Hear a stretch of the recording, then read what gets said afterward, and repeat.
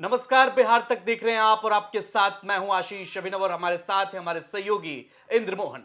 चिराग पासवान बिहार राजनीति में इन दिनों हॉट केक बने हुए हैं।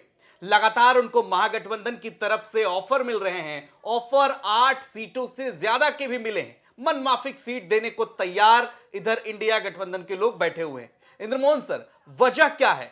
क्या इसके अंदर की जो वजह है वो लग रहा है कि ज्यादा फलक पे आ नहीं रही है? इतने खुलकर आरजेडी के लोग या इंडिया गठबंधन के लोग चिराग पासवान को इस तरह से ऑफर क्यों दे रहे हैं? देखिए, चिराग की महत्ता आप ऐसे समझिए कि चिराग पासवान रात को तकरीबन 9 बजे के आसपास उनकी जेपी नड्डा से मुलाकात होती है। बीजेपी के राष्ट्रीय अध्यक्ष हैं जेपी नड्डा से मुलाकात के बाद वहां से चिराग पासवान अपनी बात रखकर आते हैं और उसके बाद जेपी नड्डा फिर अमित शाह से मुलाकात के लिए जाते हैं। और यह कहा जाता है कि चिराग को सीट ऑफर करने को लेकर जो चर्चा है, अब वो चर्चा बड़े स्तर पर हो गई है, क्योंकि चिराग अब मानने को तैयार नहीं है। यह कहा जा रहा है कि चिराग पासवान को जिस तरीके से इंडिया गठबंधन की तरफ से सीटों के ऑफर लगातार आ रहे हैं, उससे एक राजनीतिक दबाव जरूर बना है। हालांकि खुद को मोदी का हनुमान बताने वाले चिराग पासवान फिलहाल एनडीए के साथ हैं और यह कहा जा रहा है कि उनकी मांग पर काम भी किया जा रहा है। लेकिन बड़ी बात यह कि आखिर सीटें मिलेंगी कितनी,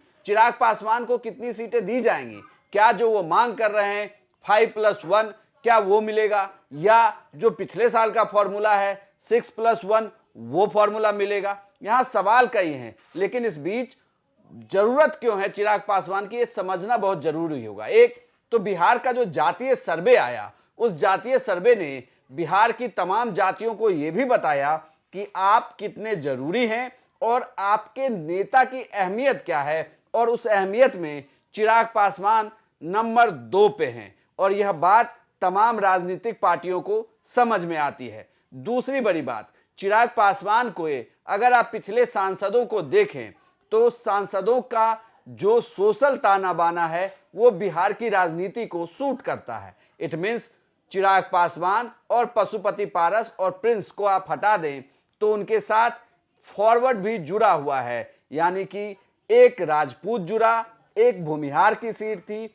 और एक मुस्लिम भी उनके साथ जुड़े हुए थे। तो ये पूरा समीकरण एनडीए के लिए फिट बैठता था। भले ही मुस्लिमों को एनडीए ने टिकट नहीं दिया था, लेकिन उस वक्त खगड़िया से महबूब अली कैसर जीत कर आए, तो ये इस समीकरण में एलजेपी के लिए बहुत बड़ी बात ये थी। लेकिन उसमें कहा जाता है कि जैसे आप देखें अभी दोनों गुट की बात कर लेते हैं। चिराग पासवान के दोनों पार्टी तो 2 धड़े में बटी हुई है। हालांकि अब वीणा देवी आ चुके हैं इस धड़े में। वो कह चुके हैं कि मतलब चिराग पासवान ही उनके नेता हैं। जैसे कई सारे नेताओं का आपने जिक्र भी किया और समीकरण को बेहतर तरीके से समझाया भी। नाम आता है सूरजभान का, नाम आता है अरुण कुमार का। ये सब ऐसे कैंडिडेट हैं, अगर दोनों लोजपा को एक साथ मर्ज कर दिया जाए तो वोट के साथ साथ एक आर्थिक तंत्र जो होता है चुनाव में लगता है बहुत बड़ा, वो उसको भी मैनेज करेंगे। और साथ ही साथ इंडिया गठबंधन में आपको लगता है कि कहीं ये भी है लालू प्रसाद के दिमाग में कि अगर कोई फॉरवर्ड कैंडिडेट चिराग पासवान की पार्टी से चुनाव लड़ता है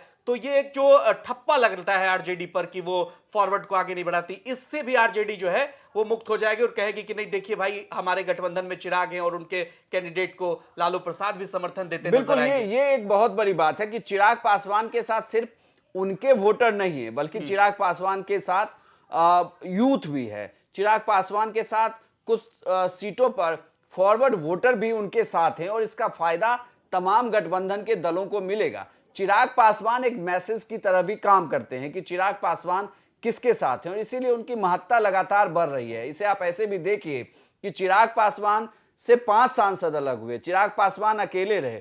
पूरे राज्य में उन्होंने घूम घूम कर जो है अपनी यात्रा की, यात्रा के बाद लोगों से आशीर्वाद लिया, और अब जब सीटों की बार्गेनिंग चल रही है तो उस बार्गेनिंग के सबसे बड़े हॉटकेक चिराग पासवान बने हुए हैं। चिराग पासवान को लेकर इतनी खबरें हैं कि चिराग पासवान को कितनी सीटें मिलने वाली है, और तभी आप देखिए कि उन्हें इंडिया गठबंधन भी ऑफर दे रहा है। पहले 8+2 का ऑफर था, अब कहा जा रहा है कि आप मनमानी सीट ले लीजिए, यानी कि आप नंबर ऑफ सीट बताइए और कौन सी सीट बताइए, उस सीट को वो डील में डन कर सकती है। क्योंकि लालू यादव और तेजस्वी यादव को भी लगता है कि चिराग फिलहाल जिसके साथ आएंगे उसके साथ वो 6% से ज्यादा के वोटों को इधर से उधर कर सकते हैं, लेकिन और ये एक बहुत और बड़ा सवाल, फैक्टर है। एक और सवाल है इसी कड़ी में जोड़ते हैं, चूंकि कहा जाता है politics is all about perception. अगर चिराग पासवान इस खेमे में आते हैं तो एक बड़ी सेंधमारी ये भी मानी जाएगी कि देखिए, एक तरफ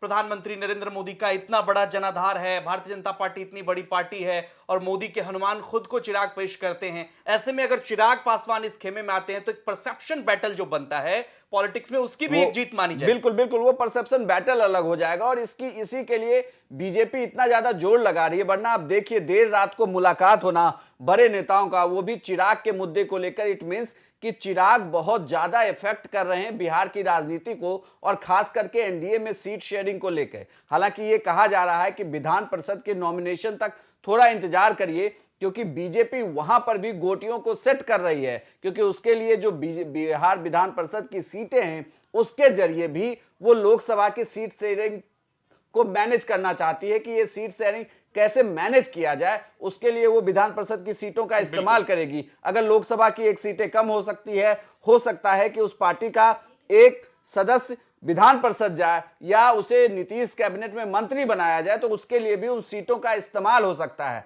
और सबसे बड़ी बात चिराग पासवान के केस में यही है कि चिराग पासवान को अगर एनडीए अपने साथ लेती है तो यह तय माना जा रहा है कि इस बार अब उनके कोटे से वही मंत्री बनेंगे, यानी कि एलजेपी आर के कोटे से वो मंत्री जरूर बनेंगे। मंत्री बनना लगभग उनके साथ तय है। अब ये कहा जा रहा है कि उनको सीटें दी कितनी जाएगी। हालांकि अभी तक जो हमारे सूत्र हैं वो ये बता रहे हैं कि उनकी मांग 5+1 है, लेकिन उन्हें 3+1 दिया जा सकता है। उनकी एक और मांग है कि उनकी मां जो है वो राज्यसभा जाए, तो वहां देखना होगा कि वो कैसे उन्हें कौन सी सीटें दी जाती है, कैसे किस राज्य से उन्हें राज्यसभा भेजा जाता है। लेकिन बड़ी बात ये कि शायद 3+1 के फॉर्मूले पर बात फाइनल हो सकती है चिराग पासवान की। चलिए, तो चिराग पासवान को लेकर आप क्या सोचते हैं? और इन सब के बीच उनकी एक बड़ी रैली भी होने वाली है, जहां चिराग पासवान 10 तारीख को अपनी ताकत का एहसास कराएंगे। हाजीपुर में, वैशाली में उनकी रैली होने वाली है। आपको क्या लगता है, चिराग पासवान की बार्गेनिंग कैपेसिटी